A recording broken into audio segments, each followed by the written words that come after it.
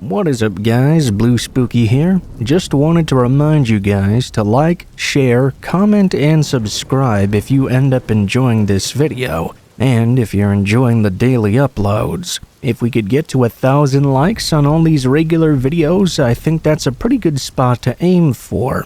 When you do these things, it really helps the channel to grow and ensure that I can keep making these videos daily for a long time to come.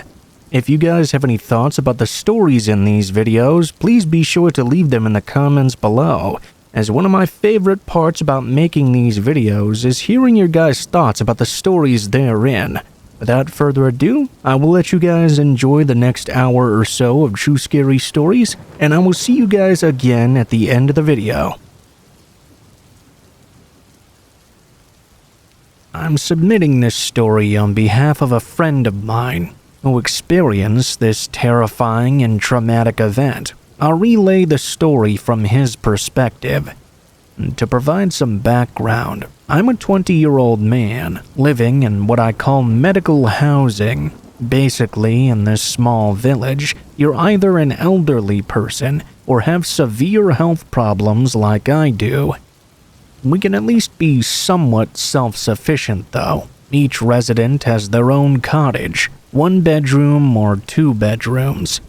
Mine was the former. This incident took place 2 weeks ago while I was at a social hour with a few of my fellow residents.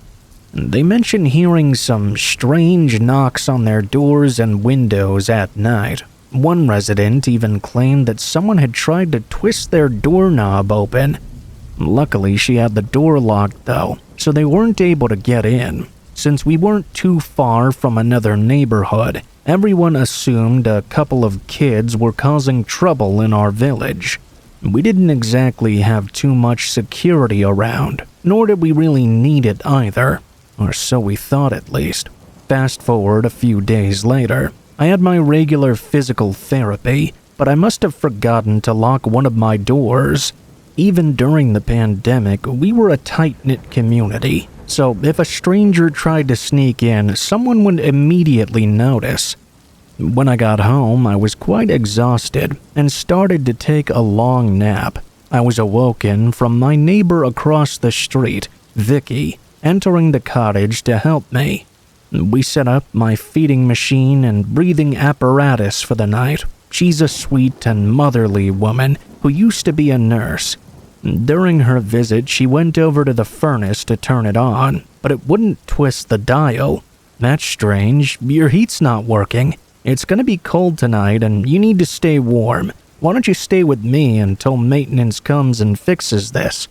I was still quite groggy from my nap, so I didn't think twice about what she said. That is, until I saw the look on her face. I have a background in theater somewhat, so I could tell when she was acting. Despite being nervous and puzzled, I went along with it. All of my necessary medical supplies and equipment were gathered and ready to be packed up. Vicky worked quickly to help me and transported me. As I walked to the front door, she seemed to be moving a little too quickly. I was too tired to really say anything though. While we were doing that, I heard a strange noise come from my walk-in closet. I didn't think much of it. I figured it was just my cat using his litter box or playing with one of his toys. When we entered her cottage, her husband Frank set up the extra bed, and that's when she revealed the truth to me. While Vicky was grabbing an IV from the cabinet next to the closet, she had caught a glimpse of a dark figure crouching inside of my closet. She didn't want to startle me, as it could have negatively affected me because of my health conditions. I felt nauseous. For all I knew, that person must have been there the entire time I was at physical therapy, and even during my nap. Vicky hugged me after she realized I was scared, and told me not to be afraid, that she and Frank would be in the bedroom if I needed them, and that if anything happened to call out to them. Frank had a gun, and they didn't want to let anything happen to me. I was too exhausted and disoriented to inquire about someone calling the police. I just assumed she would take care of that. The story does not end there, though. Later, I was awoken to the sound of a tapping on the bedroom window. Lo and behold, as I looked over, there was a man standing there. I'm not sure how tall he was, but he was pretty big. I'd say around 6 feet or so if I had to guess. "I see you in there. I'm coming in one way or another." I was hooked into the treatment machines, immobile, helpless, and terrified. Immediately, I was yelling for Vicky and Frank. I heard Vicky start yelling as well. Frank was a retired police officer and could still be pretty intimidating when he needed to be. He rushed in and pointed his gun at the window where the man was still lurking. "You get out of here or I'll blow your brains out, you nutcase!" he yelled. Vicky helped me get up, and we both entered the master bedroom, where she locked the door behind her. At this point, even while hooked to the oxygen supply, my breathing became quite irregular. Vicky had to console me and help me regulate my breathing before I passed out. A few minutes later, Frank knocked on the bedroom door. Vicky let him in and called the police. The guy wasn't just tapping on the window now, he was practically banging on it. Vicky called the police, and since they frequently passed by our village, it didn't take long for them to arrive. When the police did arrive, they found cracks all over the spare bedroom window where the intruder had been attacking it. However, the man had disappeared by the time they got there. I was terribly shaken up and still having trouble breathing. There was obviously no way I would be sleeping in that spare bedroom now. That night, Vicky stayed with me in the master bedroom, providing comfort and assurance until I fell asleep. Police contacted the medical housing staff the following day regarding what happened. Since then, security guards have been hired. They work around the clock. They're also working on getting enough money to build a gate and essentially turn the establishment into a gated community. A few days after the incident, Frank also installed security cameras and alarms around the cottages and in his home. Nothing like that has happened since, as far as I know.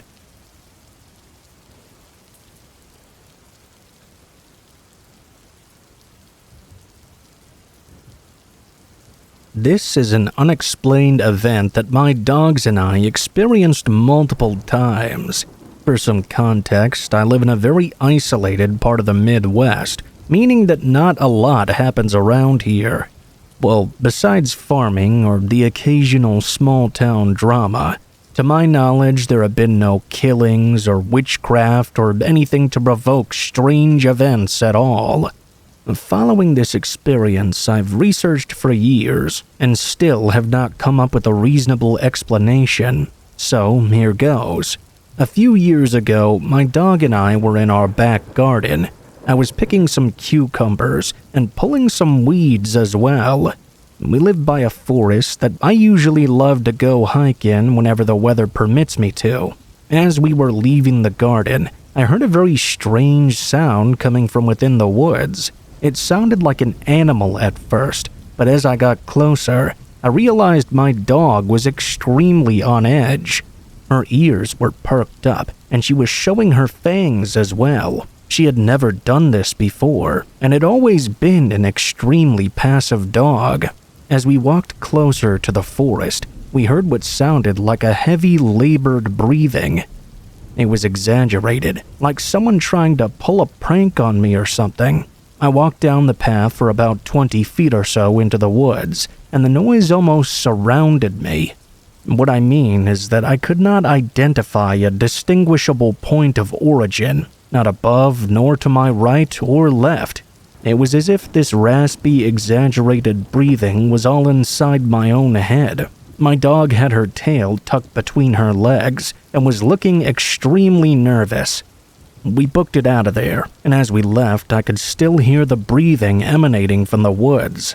That lasted until we got back inside. The rest of that night was relatively uneventful. Fast forward to almost a year ago. My dog from the previous incident had unfortunately passed away. I currently own a new dog. I had completely forgotten about the incident until that day. I was metal detecting around our property, looking for some screws I had dropped for something. As we made our way through the trees, my dog stopped and looked at the exact same spot as my other dog did way back in the day. It was daylight, so we would have easily seen any large animals. Out of pure curiosity, I ended up detecting around the area to see if anything was there. What I found was quite confusing. There were these strange pieces of iron buried next to each other about a half-foot into the soil. Next to them, I found 3 of my small model paint jars I had thrown out the previous week. This was alarming, given that we do not have any raccoon problems around here. We also do have security cameras on our property, meaning that if someone was digging around in our bin, we would have surely been notified. I remember bagging the paint jars before, so there's no way they would have just slipped out of the waste bin and ended up all the way over here. This made me feel as if I was being targeted by someone. I still have no answers, but something tells me that the heavy breathing I heard outside my house is connected to this. What do you all think? I can't find any explanations myself.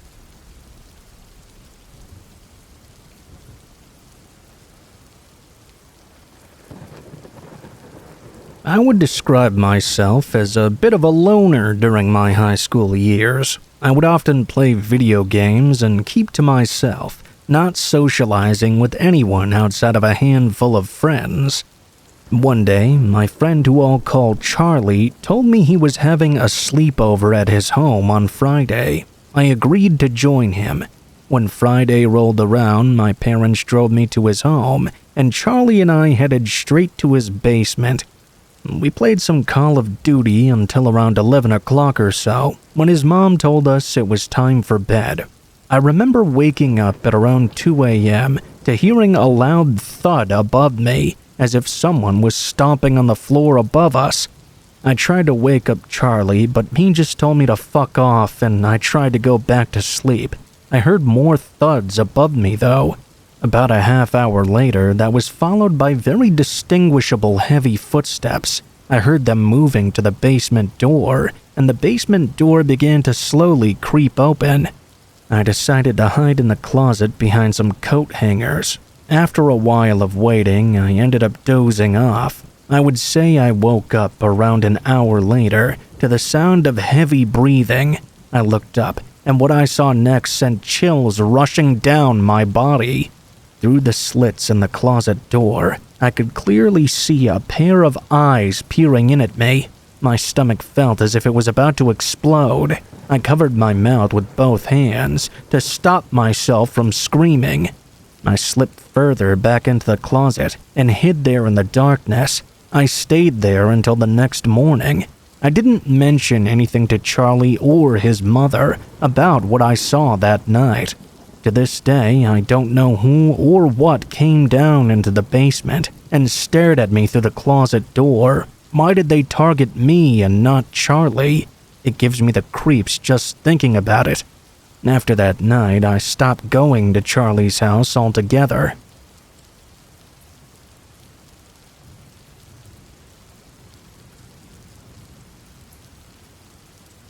Please forgive any errors in this story, as English is my 4th language.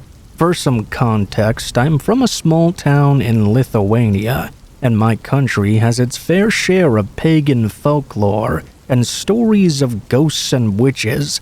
They've been told on these lands for centuries, but this story is about a local urban legend that was somewhat exclusive to my hometown. It's my personal experience with the story of the Jingling Man. This story was more or less used to scare small children into behaving while I was growing up. Although the story has been somewhat embellished over the years, it actually began based on a real double murder that took place back in 1979. Most likely you will not be able to verify that if you look it up, because my country was under the control of the Soviet Union until 1990, and the government didn't exactly keep the best records of homicides that took place during those times.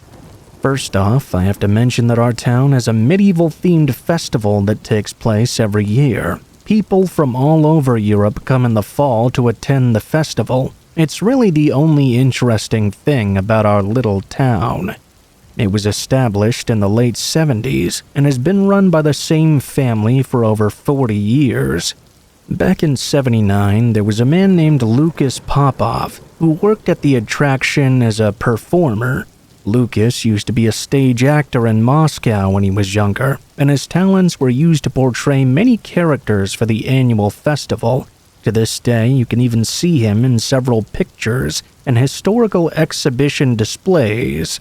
One character that Lucas was known for was the village fool. He would wear a pair of black leather boots laced with these tiny bells that jingled every time he walked.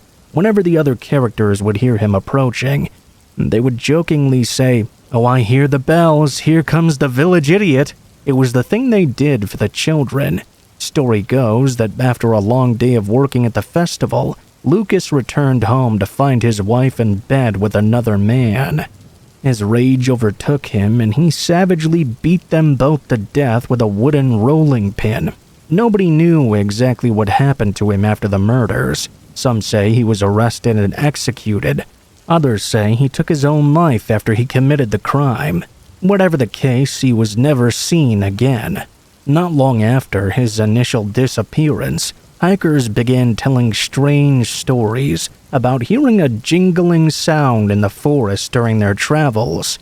Many of the older people from my town claimed they could hear the stomping of boots outside their homes in the dead of night, always accompanied by the chimes of several tiny bells. They would say it was the vengeful spirit of Lucas, and if anyone were to see him, he would mistake them for either his wife or her lover and brutally beat them to death.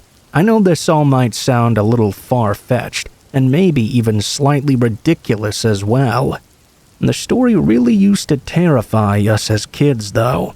Multiple unsolved disappearances in the surrounding area gave even further credence to this legend. I remember that whenever me and my friends would have a sleepover, we would spend the nights looking out our bedroom windows, pointing flashlights at anything that moved. We'd try and catch any glimpse of the jingling man. Eventually, my country gained its independence in 1990, and the legend of the jingling man went away. Now that I've given you the background, I'll get into my personal experience. In 2011, I returned to my hometown from college and planned on spending a couple of weeks with my aging parents. The night after I came back, I met up with some of my old friends and had a couple of beers at a local pub. The friends that I came there with lived in the next building over, and by the time midnight rolled around, they were all pretty hammered. I was still well above my limit, so after I helped my buds back into their apartment, I decided to walk back to my parents' house on my own. It was a beautiful night out, and I had quite a lot on my mind. I wanted to walk so I could clear my head. To give you a good mental image, during the night time, it becomes a real ghost town around here. You'll see the local police doing their nightly patrols from time to time, but otherwise the streets are completely empty. Most of the town's population lived in townhouses and apartments, but my parents lived in one of the last houses outside the settlement. They lived in the forest, only about a 20-minute walk from the pub. I made it to the end of the street and started walking through the trees until I made it to the dirt road my parents lived off of. I was about halfway there. There was absolutely no light whatsoever. It's a good thing I knew the way by heart. There was just enough moonlight so I could still see where I was going. There I was, making my way through these dark woods in the dead of night, with nothing but my own thoughts to keep me company. After 5 minutes of walking, I heard a noise behind me that sent goosebumps down my arms. It was the sound of several tiny bells jingling. I turned around to see a dark figure among the trees, moving one jingling step at a time. I instantly remembered those stories from my childhood. "Who's there?" I shouted, angrily thinking someone was messing with me. The figure stopped in their tracks and slowly moved out of the trees, making their way to the center of the road. Whoever this was appeared to be wearing a large overcoat as they stood there in the moonlight. They reached into their pocket and pulled out a large object that looked to be some sort of baseball bat. A deep voice echoed from this figure, speaking in Russian. "You think I don't know?" they spoke. It sent chills down my body. They raised their bat over their head, as if they were about to attack me. "You think I don't know what you've been doing behind my back? You think I don't know?" The voice grew louder, practically screaming at me. I took a step back. If this was some kind of joke, then this person was an award-winning actor. I could feel a genuine rage coming from their words. It thoroughly terrified me, and I decided I needed to run. I quickly turned back around and made a break for it. I ran down the dark path, hearing their heavy footfalls behind me. Each stomp was accompanied by a horrifying jingling sound as they pursued me all the way to my parents' house. When I reached the entrance, the jingling moved away from me. When I looked behind me, I could see the person slinking back into the forest and disappearing into the darkness. I closed the gate behind me and walked up to the front door.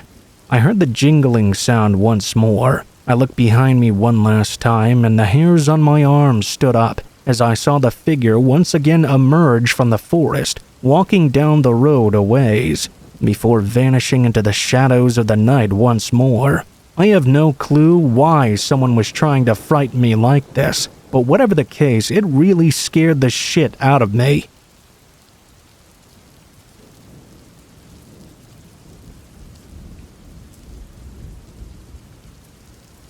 Back in 2014, I joined a Facebook group that was started specifically for people who are from the town I grew up in Southern California. The whole group shared memories of the town, and everyone seemed nice except for one person. There's always at least one asshole in every group. This guy got on the bad side of one of the admins. His name was Robert, and he ended up getting booted out of the group altogether. I'll note that I was in my mid-30s at the time, and most of the members were at least 20 years older than me. Robert was approaching 60 and was married with children who were about my age, actually. Robert took a liking to me. Since he was married, I didn't really think this friendship would go any further than that, but I was mistaken. He said that I was a down-to-earth girl and was easy to talk to. He and I exchanged phone numbers, and he would message me quite a bit. However, Robert took it a step further than that. He found out where I lived, my landline number, and my mother's address in California. He had a subscription to one of those sites that contained information on people, their age, phone numbers, possible relatives, previous addresses, etc. He found out through my Facebook when my birthday was and sent me flowers. I thanked him, but I was starting to get suspicious. His behavior was becoming very alarming. He started complaining that all his wife wanted from him was his pain pills and money. Around this time, I met the man who would eventually become my husband, and of course I announced it on Facebook. Robert went into a ballistic rage upon hearing this, saying that I should have known he was in love with me. I told him, "You're married, why are you in love with another woman?" He began texting me at least 10 to 20 times a day after that, going from calling me hateful names to profusely apologizing. I blocked his number, so he started blowing up my landline. Most of the time I kept it unplugged, so I didn't get most of the voicemails he would leave. One day, out of some curiosity, I did listen to a few of them. In one of the messages, he claimed I owed him money and started to make threats about how he would come to where I lived and would also pay my mother a visit as well. I blocked him on my landline and informed my mother about the situation. Robert got clever and started texting me from random numbers located all over California. He even started sending letters directly to my home. Nothing he said in those letters made any sense, of course. This is when I decided I needed a restraining order. I tried twice through my county court, but since I lived in Washington state at the time, the judge would not grant it. We lived in different states after all. Once Robert found out I couldn't file a restraining order, he began to send me even more hateful messages and told me I would never be rid of him. I went back to court with this new evidence for a new hearing. Robert mailed in a letter of rebuttal and claimed he was a civil servant who had worked at a school district at one time and was an electrician by trade.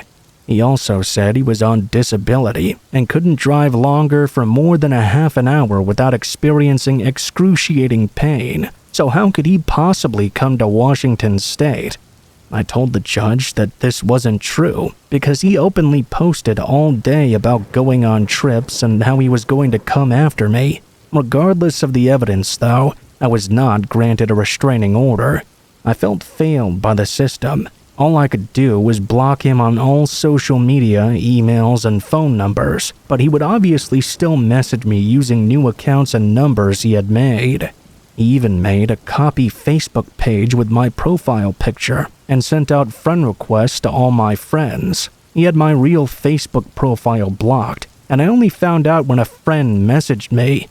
They said they'd gotten a request from me but thought we were already friends on there. They told me this fake profile of mine was making all kinds of posts talking shit about me.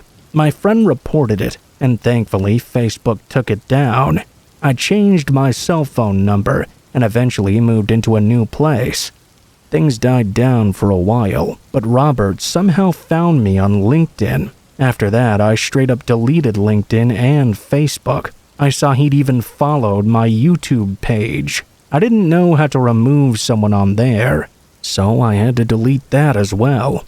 To wrap up his insane stalking, I'll include a couple of recordings of messages he's left me since then. Respond to me, please. Would you consider doing that? It's the Christian thing to do. Please, I'm not playing around. Look, if you're not gonna respond to me, you're not leaving me with too many choices here. It only leaves me with one, and I don't want to do that to you.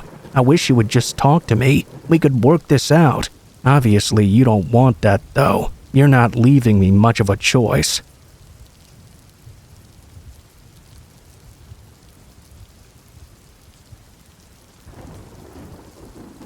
I'm a bit rusty on storytelling, but I'll do my best. My name is Caitlin, and I'm a 21-year-old woman. I was 19 at the time this happened, and had recently taken over my parents' 2-bedroom apartment in Kentucky. I lived with my 2 dogs, Kylo and Finn. I invited my boyfriend Isaac and my friend Aaron to come live with me. They would have to share the rent, of course. The apartment wasn't in the best of areas. A lot of addicts roamed around at night, but it was affordable and allowed me to have my pets. To help with the story, I'll have to explain the layout of my apartment building. The building had 3 stories. The bottom was a basement level with 2 apartments and a parking garage. There were stairs that led to the 2nd story, which consisted of 4 apartments, mine being directly to the left. Right beside my door was another set of stairs that led to the 3rd floor. I lived in one of the apartments on the 2nd floor, like I said. One of the 2 that had a yard, actually, since technically the 2nd floor was on the ground level. One night, Isaac and I were walking the dogs and planned on settling down and going to bed afterwards. We went around the building because my dogs were not very friendly to strangers. I saw that someone had just pulled up out front. Kylo and Finn are both 45-pound border collies, and while they don't seem like much, their barks are deep and intimidating. I always did my best to not let them scare our neighbors or their kids. I would never want them to hurt or scare anyone. I didn't think that they would exactly, but I also didn't want to take a chance on it either. I love my dogs very much, but a lawsuit does not sound like fun to deal with.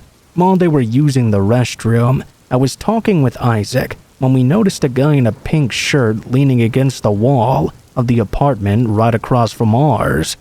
At the time, that apartment was vacant and being used for storage. We knew that nobody lived there, and nobody used it at night either. Seeing this guy standing there was obviously more than a little sketchy, and we tried not to pay him much mind. The man then called out to us, "Hey, you!" We ignored him since we had no idea who he was. Again, my dogs are not very friendly to strangers either. Finn heard this and started growling and barking, causing Kylo to do the same. I whispered to my boyfriend, "Come on, let's avoid this guy and go back around the front." We continued as normal as the dogs sniffed around. Our conversation was cut short again though, as my dog started barking and growling toward the entrance of the building. We looked over and saw the man in the pink shirt just inside watching us. We had walked further down into the other yards to avoid him, and now he was in the front of our building. He was clearly following us, but there was no telling how long exactly he'd been there watching us. As soon as we noticed him, he left the entrance, then walked through the yard, then ducked down behind a building. The dogs finished up their business, and we headed for the front entrance. As soon as we got to the door, the guy in the pink shirt and some other guy in glasses darted up the back stairwell towards us. I ushered my boyfriend and the dogs inside. I slammed the door and quickly locked it. They reached it just as I did. We hadn't lived in the area long, but I'd gotten to know some of the other tenants in the building, as well as some of the people in the neighboring apartment building. This was so strange and out of nowhere for me, as I had never seen either of these guys around either building before. Just like clockwork, there were 3 gentle, spaced-out knocks. I looked through the peephole and saw the 2 men standing outside our front door. Well, I was definitely not going to open the door to find out what they wanted. When we didn't open, they knocked again, but we refused to answer. You'd think that eventually they would give up and go away. Instead, they proceeded to start banging on the door and yelling at us to open the fuck up. At this point, we started freaking out. Aaron had come out of his room and was watching the back windows. Isaac kept an eye on the front door. After a moment, the knocking and shouting died down. Isaac said he thought they had left, since he couldn't see anyone out there right now. We started to calm down, but that didn't last very long. Aaron shouted that they were circling around our apartment, trying to find a way inside. We heard a loud thump come from one of the windows, followed by Aaron shouting they were throwing bricks at them. What the hell was going on? Who were these guys? There came a loud scratching noise at the front door. Isaac rushed to look. The man in the glasses stepped out of view of the peephole and stood right next to the door. They started to bang again, demanding that we come out, all while making that scratching sound and throwing things at the windows. None of us felt comfortable calling the police because we were hardcore stoners with paraphernalia all over our apartment, and of course we had smoked earlier that day. The paranoia got the better of us, and it didn't seem like a good idea to call the police. Instead, I went to the very back of my apartment where I couldn't be heard, and called my parents. My dad is a big 6'3" guy, and built like a tank. My mom answered the phone, and once I informed her of the situation, she used my dad's phone to call my cousin. My cousin lived closer to me, and owned a gun. He came over in his Jeep and parked across the street from our apartment. We could view inside the entryway. He confirmed the guys were running around, hiding, going around the building, and trying to find a way inside. One of them even attempted to crawl up through the balcony. My mom told my cousin not to confront them and wait for her and my dad to show up. The guys kept this up for 40 minutes. Eventually, my cousin lost sight of them. Soon after, my parents got there and saw a group of people in a big circle. Apparently, they'd caught the guy in the pink shirt and began beating the shit out of him. I immediately came out of my apartment and watched as my mom got out of the car screaming at him. The guy in the glasses ratted out the guy in the pink shirt, which was now stained with his blood. He got up off the ground. I watched as my dad walked up to him and asked him what his problem was. He stuttered out a half-assed apology. He said he didn't mean to. My dad proceeded to ask why they'd kept at this for an hour after. More mumbling. My dad began to beat him up as well. I'll never forget how my dad yelled at them to get the hell away and never come back to these apartments again. Right after this, the cops pulled up and asked what was going on. They explained they received a call about a group of people beating up some guys. The call wasn't even related to what the guys had been doing to us. We looked at my door after. We confirmed there were long and deep scratch marks, which they concluded had been made by a knife. I can't even imagine how the situation would have gone if we would have opened that door. Turns out these two guys had confused my boyfriend for some other guy they wanted to fight, who lived in the building right next to ours. After our lease was up, we all moved away. Aaron went back to his home state. Isaac and I moved in with my parents. About 4 months later, my mom found an article about the same guy. His name was Isaiah Harvey. He burned down a house in a nearby town. I'm so glad we didn't open the door that night, and we didn't have our apartment burned down with us and the dogs inside. On a final note, seriously guys, always be aware of your surroundings. If you get a weird feeling about someone, it's best to stay the hell away from them.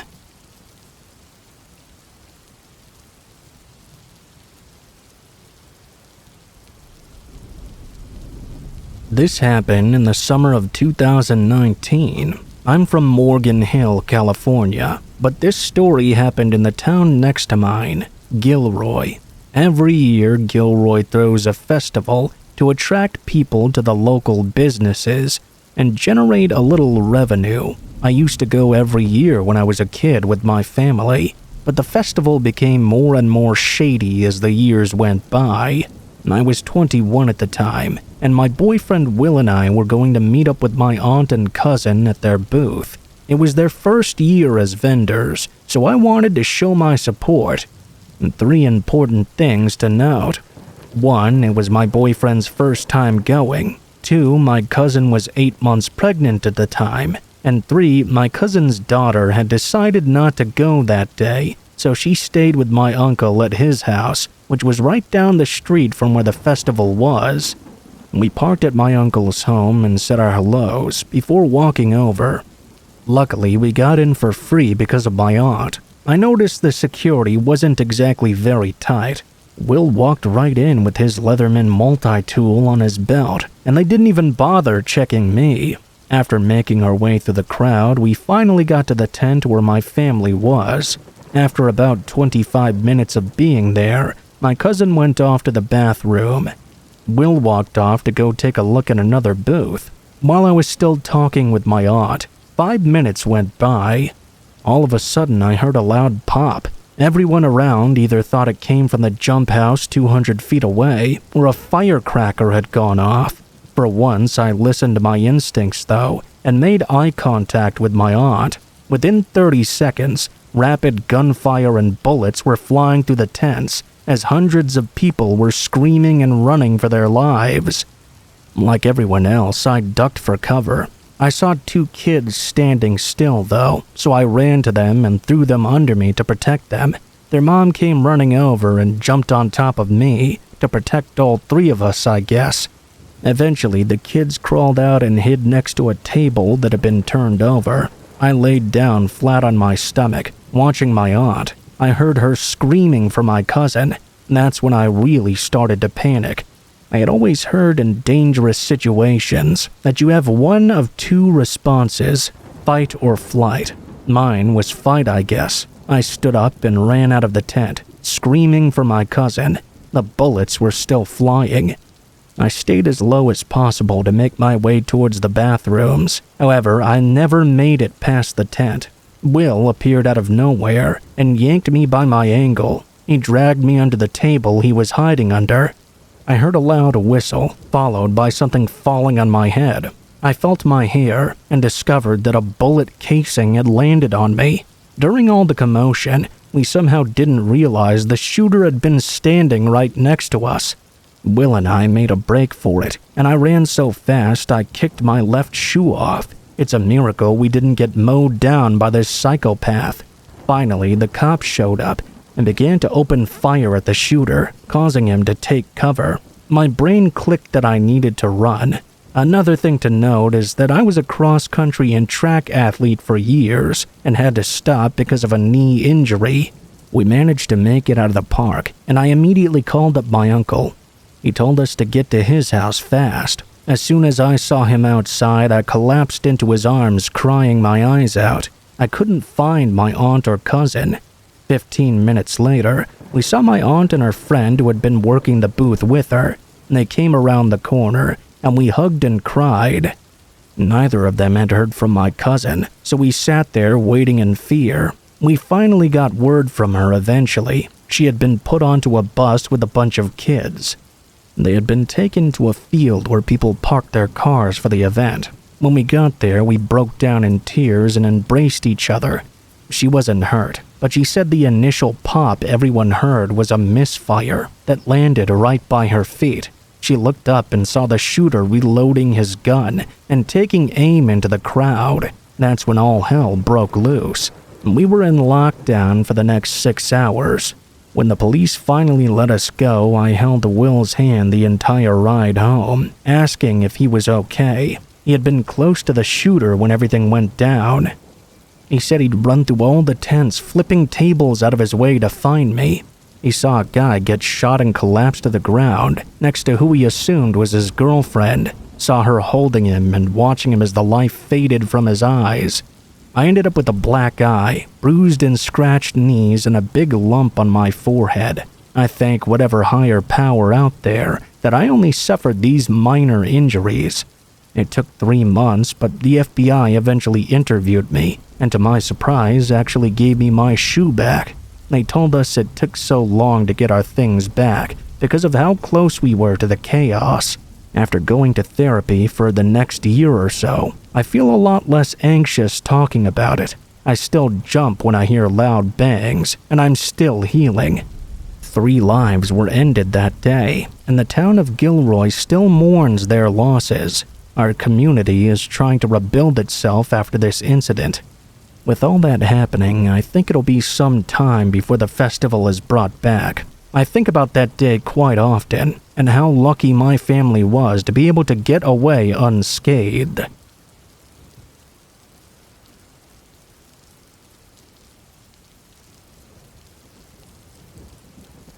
I've submitted this story under a pen name to protect my identity. During the late 90s, I was at a very low point in my life. I was a drug addict wandering the streets of downtown Los Angeles, eating out of trash cans, sleeping under bridges, and asking random passerbys for spare change. Looking back, I have nothing but regret for that time in my life, but this story is about the incident that made me sober up and turn my life around. One night, I was sleeping under a secluded highway overpass. It was fairly isolated because of its location on the outskirts of the city. It saw little to no police presence. My sleeping spot overlooked a concrete foundation that stretched on for about 50 yards. It was a pretty long walk to get back to the city, but it was a price I was willing to pay to have this place all to myself. I've had more than my fair share of close calls, sleeping on Skid Row. After a long day of panhandling, I slipped into my sleeping bag and began to doze off. All of a sudden, though, I was awoken by the sounds of screaming. I turned to my side to see a car parked under the overpass. The vehicle's windows were down, and I could tell there was a commotion taking place inside the cab. I know what you might be thinking, and at first I thought the same thing too. Maybe somebody was getting lucky in their car, but these were not screams of pleasure, they were screams of agony. A chain-link fence bordered the concrete platform beneath the overpass, and at night the white light next to the fence would turn on and partially illuminate the area. It wasn't the best lighting, but you could still see from my sleeping spot what was going on. I watched in horror as the passenger side door of the car flung open. A skimpily dressed woman exited the vehicle. She was holding her leg as if she were injured and trying her best to limp away from the car. I was frozen in place, almost not believing what I was seeing. The girl was begging for her life as she staggered away from the vehicle. The driver's side door opened, and a figure emerged from the car. I couldn't quite make out the details of this person because the passenger side of the vehicle was facing me. The person pointed a gun at the girl and shot her in cold blood. I remember closing my eyes at this and opening them to see the woman sprawled out on the ground on her back. The way her head was positioned was as if she was looking at me. Her jaw was going up and down, like she was trying to say something. The memory of seeing her like that haunts me to this day. The shooter made his way over to her, and when he stepped into the light, I could see he was wearing a dark hooded jacket with a bandana covering his face. He stood over her and watched her for several seconds before finishing her off with a second shot. I was terrified at what I had just witnessed. I was now sitting up on my sleeping bag with one hand over my mouth, trying my best not to make a sound. What happened next was a whole new level of fucked up. The headlights of another vehicle at the opposite end of the overpass flicked on and drove up to the gruesome scene. At first, I was relieved and stupidly thought someone must have arrived to help, not even factoring in that a bystander wouldn't casually drive up to the scene of the crime with the killer still standing there with a loaded gun. I guess after I'd just witnessed something so horrible, the logical part of my brain wasn't exactly working too well. Things became clear to me when I noticed the other vehicle was a black van. Things became even more clear once I saw 3 men wearing ski masks exit the van, one of them holding a video camera. These sick fucks had filmed the entire thing. There was an exchange of words. The other 2 men that exited the van walked over to the dead woman, grabbed her arms and legs, and proceeded to carry her body back to the car. The shooter had made his way over to the car before they even got there. The cameraman stayed off to the side and filmed the entire thing. The shooter popped open the trunk. The men heaved the corpse into it. Without going into too much detail, I'll add that the men did not seem too concerned at all about blood or evidence. The cameraman then joined them at the vehicle for a nice close-up shot. The shooter walked over to the van and returned with 2 cans of gasoline. The men doused the car in gas, and the shooter struck a match. He threw it and the car was engulfed in flames. The 4 men and myself watched as that car burned. As I stared into that fire, I became numb. Apparently, I'd reached my scare limit. I was just angry now, angry at these animals for what they had done. Even if the woman was an addict or a hooker or something, no one deserves to die like that, murdered under an overpass in cold blood. The fact they'd recorded the entire thing pissed me off even more. I consider that to be the exact moment I stopped being a drug addict. The 4 men eventually piled back into the van and left a short time later. I came out from the overpass and ran to the nearest payphone to call the police. I don't think they took me very seriously at first until I led them to the burning car. I was questioned for hours by the detectives. They did suspect me, since I was a homeless junkie. I stuck to my story, though. They kept me in a holding cell for a few days, which they probably couldn't legally do, but I honestly didn't mind the free showers and food. I was actually a bit bummed out when they released me. I found out there were similar killings in San Francisco and Sacramento, and the perpetrators were wanted by the FBI. I don't know for sure if they ever caught them. I can only hope they did. After that night, I decided I'd had enough of living on the streets. The sheer terror I experienced inspired me to get my act together, finish college, and eventually become an English teacher. I'm proud to say I've been sober for almost 23 years now. Sometimes seeing the ugly side of humanity is the true cure.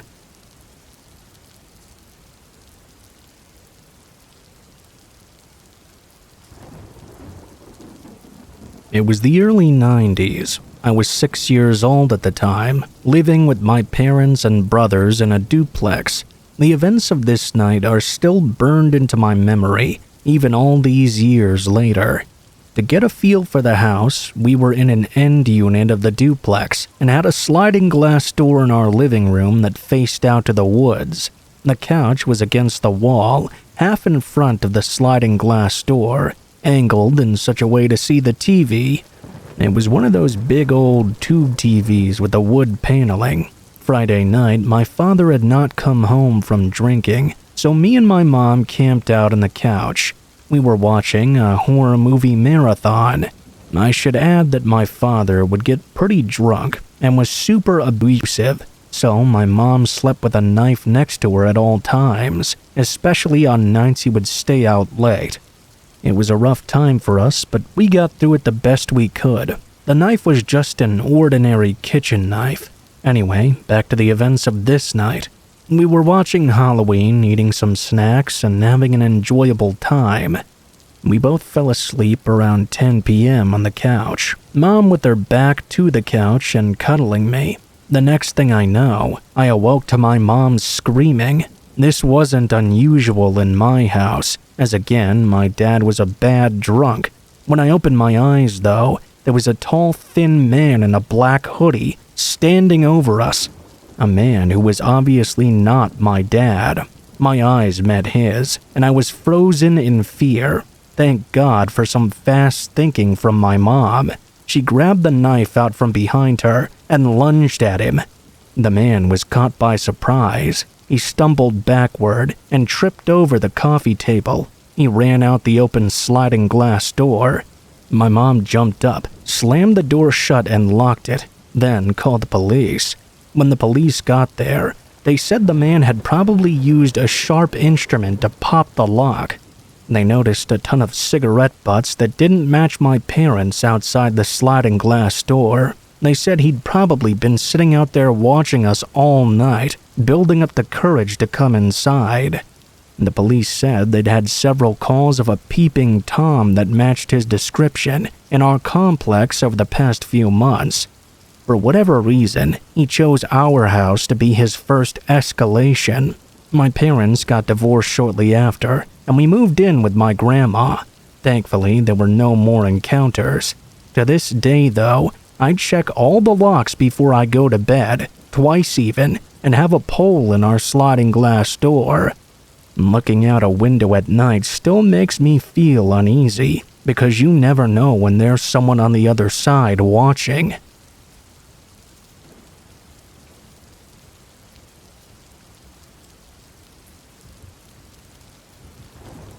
I'm sort of the outcast of my family. My brother became a lawyer, my cousins all became doctors and nurses, even college professors. Then there's me. I dropped out of film school during my second year, and I now make my living bartending. Due to the nature of my job, I meet a nice number of questionable individuals. For the most part, though, they're fairly harmless. One night early in the summer a few years back, I went to my parents' house for dinner. The entire family was there, and it quickly turned into the Let's Lecture Shannon show. They played all the classic hits like Why Can't You Be More Like Your Brother? And When Are You Going to Find Someone to Settle Down With? Do you know your childbearing years don't last forever? Oh, you know, all that stuff every child wants to hear from their parents or the family during the get-together. I was pretty annoyed, and it showed when I got to work that evening. I was venting to a co-worker when a nice-looking man who I didn't recognize as a regular spoke up and said in a sort of deep and rugged tone, "Sounds like your parents don't really get you, huh? I can tell just by looking at you that you're a free spirit. You play by your own rules. You give off this unique energy." Yeah, believe it or not, that stupid line worked on me for some reason. Maybe it was because this guy was so good looking. I don't know. I continued to talk with him for a while, and we ended up talking all night long. I closed the bar and we went back to my place for the night. Had a few more drinks. I was actually really into this guy. Even though I'd just met him, there was a real connection. When we woke up in the morning, he made me scrambled eggs and suggested something crazy. He said it with such confidence in that deep, sexy voice of his. "Hey, why don't we elope?" I knew that was crazy, but Vegas was only 3 hours away.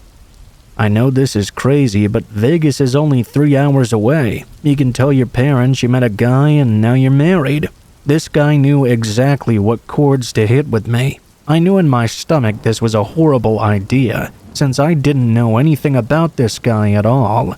But I wasn't thinking that way at the time. I was thinking about getting back at my parents. To me, it was just a marriage. Like, people get divorced all the time, right? So if it doesn't work out, I could just do the same.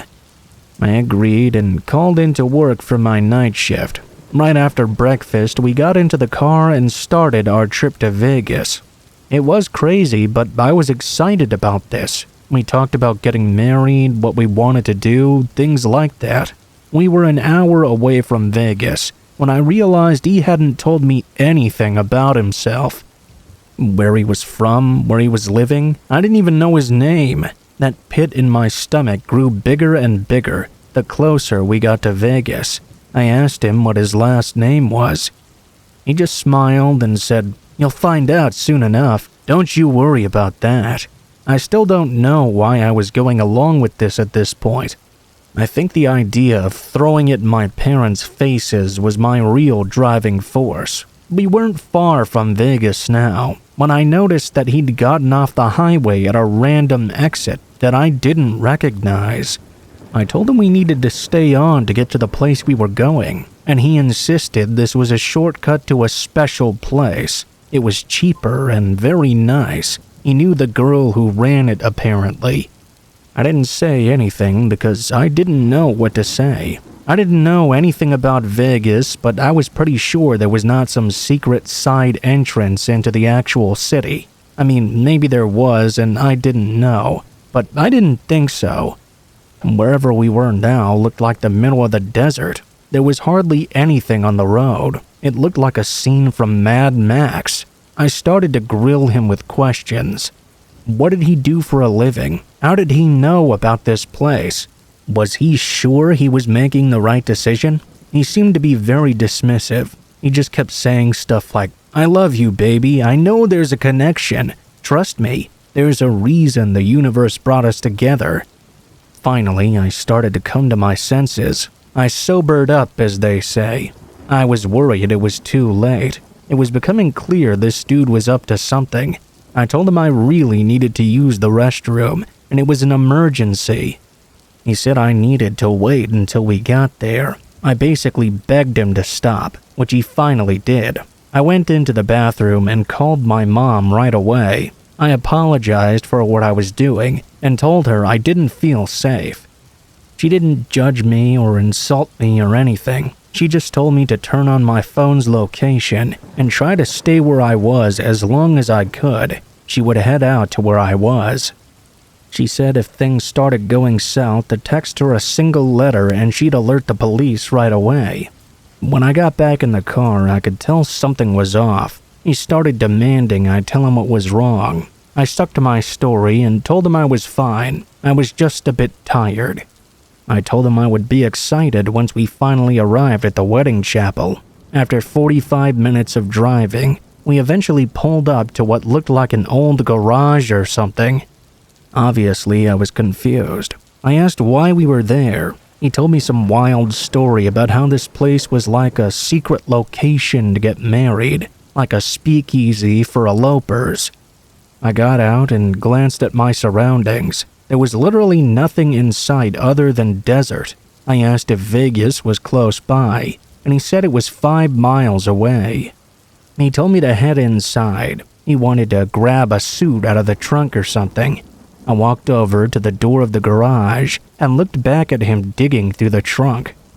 I noticed he had a duffel bag. Before I went in, I heard a noise coming from the other side of the door. There was a small window next to it, so I peeked through.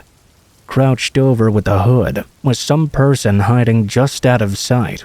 I looked back at my lovely groom-to-be. He was still digging for something. I texted my mom the one letter as she suggested and ran to the back of the building. I hid behind some random barrels. From my vantage point, I was able to see him make his way to the door. He kept looking in both directions. When he opened the door, I could hear the men speaking. but I couldn't really tell what they were saying. Seconds later, he ran outside and started to call out my name. Whoever the other guy was said they needed to leave right now. I saw them both run off to his car and drive off in a hurry, leaving a gigantic dust cloud behind. I stayed put right where I was for a little over an hour until eventually 2 police cars showed up. I gave them a report of what happened, and we waited for my parents, who gave me a big hug when they arrived. I told the police everything I knew and what type of car it was. I hadn't really got many details. I knew it was a gray 4-door car, I think maybe a Ford. I gave the description of the guy as well, told them everywhere we had gone and hoped a camera might have picked us up. Unfortunately, those guys were never caught. I didn't work at that bar for much longer. I started working for my brother shortly after, actually.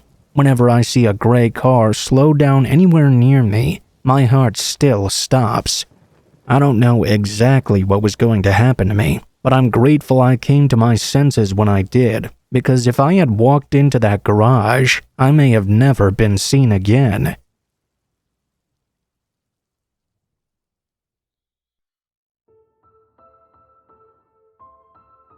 What is up, guys? Blue Spooky here. Thank you guys so much for watching, especially if you made it this far to the end of the video.